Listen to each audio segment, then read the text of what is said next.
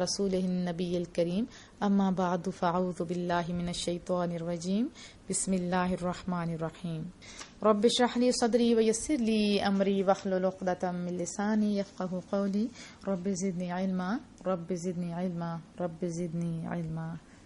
تمام حمد و ثنا ہمارے کریم رب کے لیے جس نے ہمیں قرآن کریم سمجھنے کی توفیق عطا فرمائی، اور کروڑہ درود و سلام مصطفیٰ کریم صلی اللہ علیہ وسلم کی ذات اقدس کے لیے آپ سب کی خدمت میں السلام علیکم ورحمۃ اللہ وبرکاتہ۔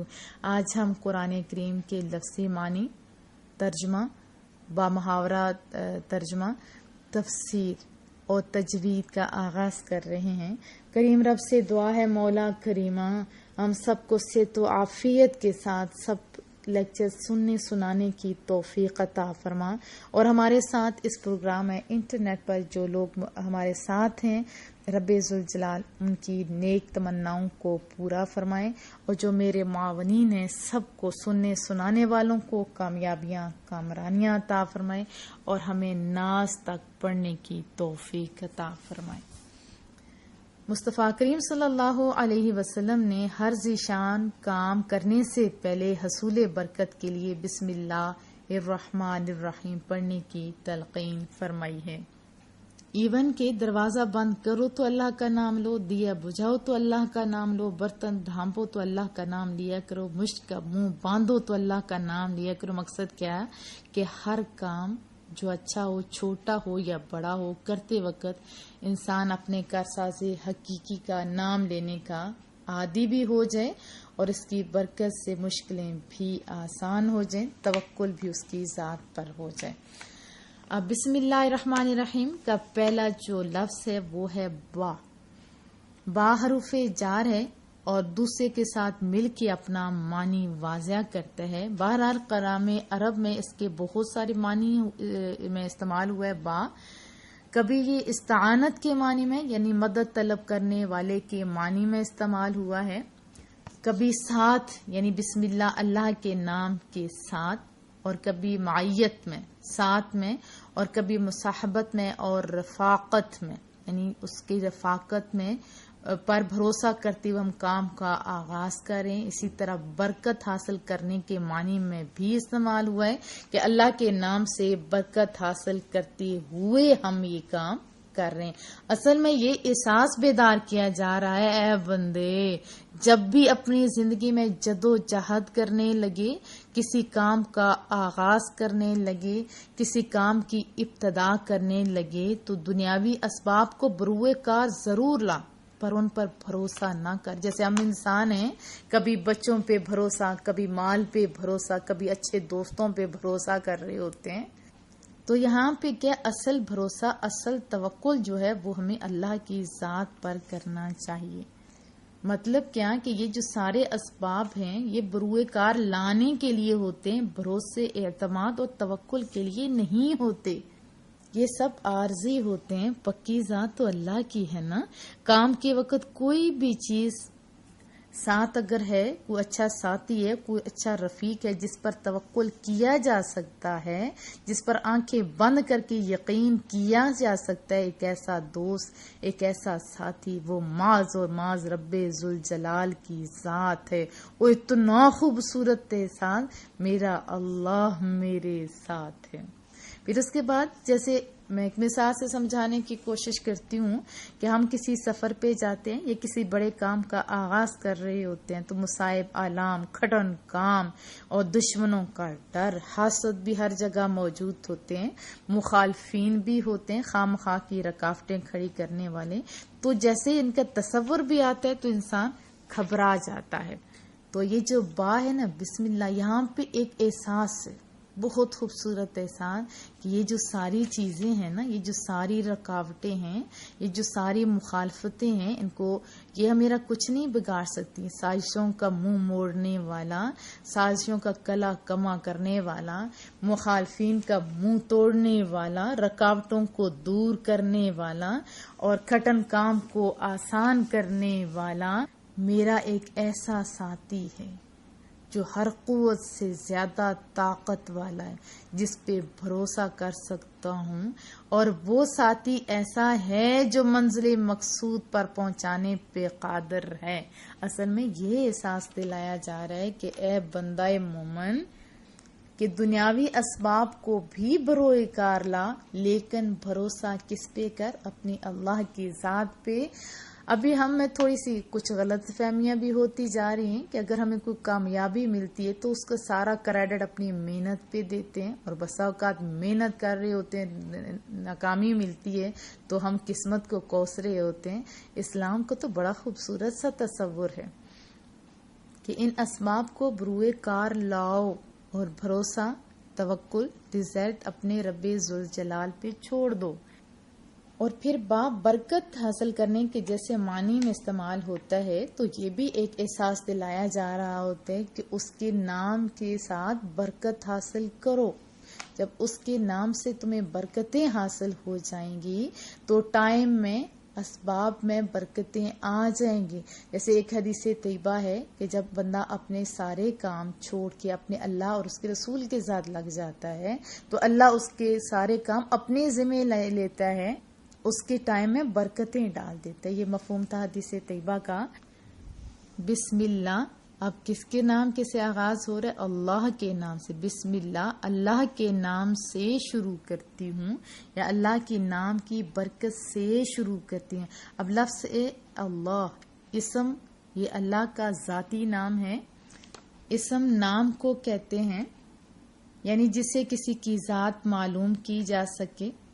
جیسے کوئی بھی ورڈ آپ بولتے ہیں، جیسے ایپل آپ بولتے ہیں تو فوراً ذہن میں اس کی تصویر آ جاتی ہے۔ اور اس کا یہ بھی آسان لفظوں میں سمجھایا جا سکتا ہے کہ جو دوسری شے کو بلند کر دے، یعنی اس طرح واضح کر دے، بلند کر دے کہ دوسرے سے اس کے ساتھ مشابہت نہ ہو، شخصیت واضح ہو جا رہی ہوتی ہے، تصور واضح ہو جائے۔ جیسے میں نے ایپل کا بتایا، جیسے ہی آپ ایپل کہو گے تو فوراً ذہن میں ایک تصویر آ جاتی ہے۔ اسی طرح کسی انسان کے بارے میں جیسے بولا جاتا ہے، کوئی نام، میرا ہی کوئی نام لے، کسی کا نام محمد جیسے بولا جاتا ہے تو فوراً اس بچے کی تصویر آ جاتی ہے۔ اگر مصطفیٰ کریم صلی اللہ علیہ وسلم کا نام بولا جائے تو وہ واضح ہو جاتا ہے کہ کیسی ہستی ہیں، جو بہت ہی پیاری اور افضل ترین ہستی ہیں۔ باقی صفاتی نام ہے جیسے رحمان، رحیم اور بہت سارے نام، لیکن اللہ کا یہ نام ہے، یہ اللہ کا ذاتی نام ہے۔ اللہ علم ہے ایسی ذات کے لیے جو واجب الوجود ہے اور تمام صفات کمالیہ کی جامعہ ہے۔ واجب الوجود اس ذات کو کہتے ہیں جو بقیہ وجودوں کے لیے سبب بن جائے لیکن اس کے وجود ہونے کے لیے کوئی سبب نہ ہو۔ جیسے اللہ کی ذات ہے، اللہ کی وجہ سے یا اللہ نے ساری چیزیں بنائی ہیں، کسی اور چیز کی وجہ سے اللہ نہیں بنا۔ اور فقط اللہ کی ذات ہی واجب الوجود ہو سکتی ہے، کیونکہ اللہ کسی کا محتاج نہیں، اللہ بے نیاز ہے، اور باقی ہر چیز اللہ کی محتاج ہے، ایون کہ چھوٹی بڑی، ایون کہ مصطفیٰ کریم صلی اللہ علیہ وسلم ان سے بڑھ کے تو کوئی بھی نہیں ہے، لیکن وہ بھی اللہ کے محتاج ہیں۔ اللہ نے انہیں صفات، اللہ نے انہیں کمال دیے ہوئے ہیں، لیکن اللہ کی ذات، وہ اس کی ساری صفات اس کی ذاتی ہیں۔ یہ ذاتی اللہ کا نام، اس میں بلا کی اٹریکشن، اگر آپ صحیح مخارج کے ساتھ اللہ بولیں تنہائیوں میں بیٹھ کے تو آپ کو مزہ آ جائے۔ ابھی تو ہماری جنریشن گاڈ کہتی ہے، چلیے میں آپ کو گاڈ کا بھی بتا دوں۔ دنیا کے مذاہب میں زیادہ تر گاڈ ہی بولا جاتا ہے، جیسے جی، چھوٹے جی سے وہ بت کے لیے استعمال ہوتے ہیں، اور بڑے جی کو جو میرے خیال میں تو درست نہیں ہے۔ جب اللہ کا اتنا خوبصورت نام ہے تو ہمیں اسی کے اچھے ناموں سے ہی پکارنا چاہیے۔ اب گاڈ، جیسے گاڈ بولا جاتا ہے، چھوٹا تو چلو جی ہوتا ہے، بتوں کے لیے بولا جاتا ہے، لیکن بہرحال اس کے 3 ورڈ ہیں نا، جی او ٹی، 3 کا مجموعہ گاڈ بنتا ہے۔ اب اس کا جی ہے، جی کا مطلب کیا لیا جاتا ہے؟ جنریٹ کرنا، یعنی پیدا کرنے کے معنوں میں آتا ہے۔ پھر اس کے بعد آپریٹ آتا ہے، یعنی اس کو قوت دیتا ہے، طاقت دیتا ہے، چلاتا ہے، وغیرہ وغیرہ۔ پھر اس کا تیسرا جو ہے وہ ہے ڈی سے مطلب ہوتا ہے ڈسٹرائے. اب پیدا ہونا، پھر اس کے بعد اس کو آپریٹ کرنا، آخر میں ڈسٹرائے کر دینا، تباہ ہو جانا، مر جانا کی یہ معنی میں آ جاتا ہے. اب یہ 3 صفات کے مجموعے کو گاڈ کہا جاتا ہے. اب اس کا ایک جی ہٹا دیں تو پھر آپریٹ اور ڈسٹرائے آ جاتے گا. یہ آپ کو سمجھ آئی کہ اگر پیدا ہی کوئی چیز نہیں ہوگی تو وہ بڑھے گی کیسے گی، پھلے پھولے گی کیسے گی، وہ تباہ کیسے ہوگی، مرے گی کیسے. پھر اسی طرح او ہٹا دیں تو پھر بھی اس کی ایک صفت کم ہو جاتی ہے کہ پیدا ہوا تو مر گیا تو بات تو ختم ہوگی. اسی طرح ڈسٹرائے اگر فوراً ڈسٹرائے ہوتا جائے گا تو جنریٹ اور آپریٹ کیسے ہوگا. بہرحال آپ پہلے لفظ جی اور ڈی لکھیں، پھر اس کا ایک ایک کو ہٹاتے جائیں، شروع سے ہٹائیں یا لاسٹ سے ہٹائیں تو دیکھیں ان کی ایک صفت کم ہونے سے اس کی کتنی زیادہ خرابیاں پیدا ہو جاتی ہیں. جبکہ میرے اللہ کا ذاتی نام اللہ اتنا خوبصورت ہے، اس کو آپ ایک پیج پہ لکھیے، رائٹ سائڈ سے اس کا الف ہٹا دیں تو تب بھی اللہ لہو ہو، یہ سارے اللہ کے نام ہیں جو قرآن کریم میں آتے ہوئے ہیں. اب ہو کا یہ بھی ایک ضمیر ہے تو اللہ کے یعنی سائڈ سے اگر ایک ایک ورڈ بھی ہٹاتے جائیں گے تو اللہ کا نام بگڑ نہیں سکتا. اسی طرح الٹے سائڈ سے ہو ہٹائیں پھر لام ہٹائیں تو سائڈ پہ فرسٹ میں کیا آ جاتا ہے 1 یعنی ایک ان پڑھ بندہ بھی جانتا ہے وہ نام اللہ کا، وہ ذات اللہ کی ایک ہے، وہ یکتا ہے.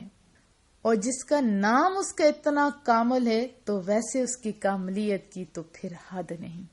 اور اللہ کا نام خاص اللہ ہی کے لیے ہے، جسے اس کی ذات یکتا، وہ واحد، ایسے ہی اس کا نام بھی یکتا ہے، وہی واحد ہے. حضرت آدم علیہ السلام کی آخری ایام میں بت پرستی کا آغاز ہو گیا ہوا تھا، لیکن اس ٹائم سے لے کے ابھی تک کسی کے ایک انسان کے لیے کسی بھی چیز کے لیے اللہ کا نام کسی کے ذہن میں بھی نہیں آتا. اگر کوئی مثلا نام رکھتا ہے تو اللہ دتا رکھ دیتا ہے، جیسے ہماری پنجابی میں اللہ دتا یعنی اللہ نے دیا. نام جیسے ہوتے ہیں اللہ وسایا وغیرہ وغیرہ، لیکن اللہ کا نام معاذ اللہ ہی کے لیے استعمال ہوتا آیا ہے اور یہ اسی کے لیے، جیسے یہ نام یکتا ہے ایسے ہی اس کے ذات یکتا ہے. بسم اللہ، اللہ کے نام سے شروع کرتی ہوں. کون سا اللہ؟ اس کی اتنی خوبصورت صفت الرحمن، پھر رحیم. اب کیسے ہے؟ بسم اللہ، اللہ کے نام کے ساتھ وہ کون سا خوبصورت صفات والا رحمان اور رحیم، یعنی رحمان اور رحیم کی صفات سے یہاں ابتدا کی جا رہی ہے، جباریت اور قہاریت سے نہیں. آپ ذرا غور کیجئے، یعنی قرآن کریم اللہ تعالیٰ کی جس صفت کا سب سے پہلے ذکر کرتا ہے وہ صفت قہاریت اور جباریت نہیں بلکہ صفت رحمانیت اور رحیمیت ہے. یہ اس لیے کہ بندے کا جو تعلق اللہ تعالیٰ سے ہے اس کا دار و مدار خوف و ہراس اور رعب و دبدبہ پر نہ ہو بلکہ رحمت اور محبت پر ہو، کیونکہ یہی وہ اکسیر ہے جس سے انسان کی خفتہ یعنی چھپی ہوئی صلاحیتیں بیدار ہوتی ہیں اور چھپی ہوئی توانائیاں ظاہر ہونا شروع ہو جاتی ہیں. اور یہی معراج انسانیت ہے کہ انسان اپنے آپ کو عیاں دیکھ لے. اور یہ دونوں صیغے مبالغے کی صیغے ہیں اور زیادہ رحمان میں مبالغہ پایا جاتا ہے، اور ان کا ماخذ کیا ہے؟ رحمت. اور رحمت الہی سے مراد ان کا وہ انعام و اکرام ہے جس سے وہ اپنی مخلوق کو سرفراز فرماتا رہتا ہے. وجود، زندگی، علم، حکمت، قوت، عزت، عمل صالح کی توفیق سب اس کی رحمت کے مظاہر ہیں.